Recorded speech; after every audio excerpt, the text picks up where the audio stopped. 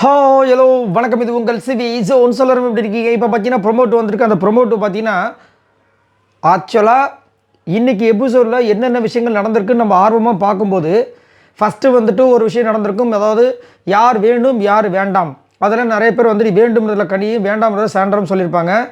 அதுக்கப்புறம் இப்போ வந்து வேறு ஏதோ வருமா அப்படின்னு பார்த்தா என்ன வந்திருக்குன்னா அந்த அதாவது எவிக்ஷன் ப்ராசஸ் முடிஞ்சு எபிசோட் முடிஞ்சு நடந்த விஷயங்கள். ஏன்னா எல்லாருமே ட்ரெஸ் சேஞ்ச் பண்ணியிருக்காங்க.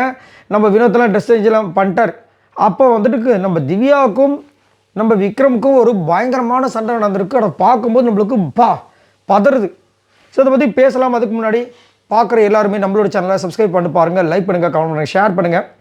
நல்ல ஆதரவு கொடுக்குறீங்க. ரொம்ப ரொம்ப ரொம்ப ரொம்ப நன்றி. சரி, என்ன அப்படின்னா திவ்யா வந்துட்டு விக்ரமை போட்டு செம்மையாக சண்டை போடுறாங்க. ஏன் அப்படின்னா ஒரு வேளை வந்துட்டு திவ்யாவுக்கு ஆப்போசிட்டாக அங்கே ஒரு சில கருத்துக்கள் இன்றைக்கி ஏதாவது ஒரு டாஸ்க் மாதிரி கொடுத்துருக்கலாம். அந்த டாஸ்கில் இவங்க சொல்லியிருக்கலாம், விக்ரம் சொல்லியிருக்கலாம். மேபி ஒரு விஷயம் சொல்ல கழுவிக்கிட்டேன், அந்த விஷயத்தை அங்கே சொல்லியிருக்காங்க. இந்த விஜய் பார்வதிக்கு வந்துட்டு இவங்க வந்து அகைன்ஸ்டாக ஒரு சில விஷயங்கள் பண்ணுறாங்கன்னு பேசியிருப்பார். அதை நம்ம கண்டிப்பாக பேசி ஆகணும் அப்படின்னு அதை வந்து சொல்லியிருப்பாங்களான்னு தெரியல. இங்கே வந்துட்டு என்ன சொல்கிறாங்கன்னா, ஒருத்தர் இவங்களுக்கு ஹர்ட் ஆனால் அது ஹர்ட்டு, அதே இது எனக்கு எமோஷன்ஸ் கிடையாதா அப்படின்னும் போது நான் உங்கள் காலில் வேணால் விழுந்து பேசவா அப்படின்னு நம்ம விக்ரம் சொல்கிறாரு. இந்த எமோஷனல் ட்ராமாலாம் என்கிட்ட வேணாங்க அப்படின்னு கலாய்க்கிறாங்க அவங்க திவ்யா. அதுக்கு இவர் வந்து யாருங்க ட்ராமா பண்ணுறது அப்படின்னு, நீங்களும் உங்கள் ஒய்ஃபும் வந்துட்டு பேசுனீங்கல்ல அப்படின்னும் போது எதுக்கு இப்போ நீங்கள் என் ஒய்ஃப் இழுக்கிறீங்க? என் ஒய்ஃப் வந்து இந்த பிக் பாஸ் வீட்டில் வந்துட்டு ஒரு கண்டஸ்டன் கிடையாது, அவளை பற்றி இழுக்காதீங்க, நீங்கள் தான் இழுக்கிறீங்க, நான் இழுக்கலை, நீங்கள் எப்படி இழுப்பீங்கன்னு சொல்லிட்டு ஒரு மாதிரி ஆக்ரோஷமாக கத்துறாரு. ஃபர்ஸ்ட் டைம் இந்த மாதிரி ஒரு விக்ரமாக நம்ம பார்க்குறோம். ஏன்னா அவங்க வந்துட்டு ஒய்ஃப் வந்துருப்பாங்கள்ல அந்த ஃப்ரீ டாஸ்கில், அப்போ ரொம்ப ஹம்பிளாக ரொம்ப ஜெனுவனாக பேசியிருந்தாங்க. புரியுதுங்களா? விக்ரம் மேலே இருக்கிற தப்பை ஒரு மனைவி வந்துட்டு அங்கே வந்துட்டு ரொம்ப ஜெனுவனாக சொல்கிறாங்க. எனக்கு அது பிடிக்கலைங்க, அதை நீங்கள் மாற்றிக்குங்க.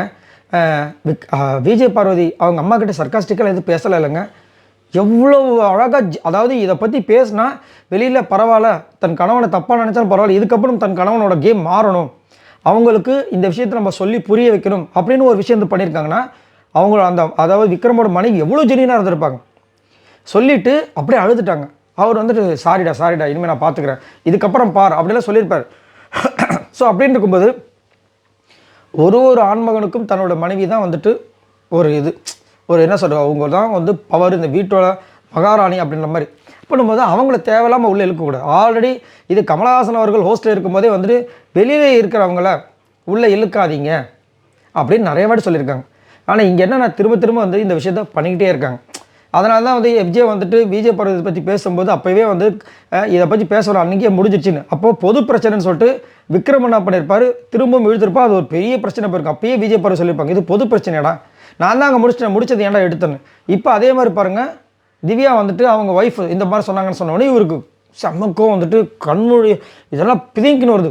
அவ்வளோ கோவம், இங்கெல்லாம் நரம்பெலாம் துடிக்குது. எனக்கு ரொம்ப பயமாயிடுச்சு, ரொம்ப கஷ்டமாக வருது, பயங்கரமாக வந்துட்டு முட்டிக்கிறாங்க. இதில் உங்களுக்கு என்ன தோணுது அப்படின்றத மறக்காமல் கீழே கமெண்ட்ஸ் பண்ணுங்கள். பாய் நண்பர்களே.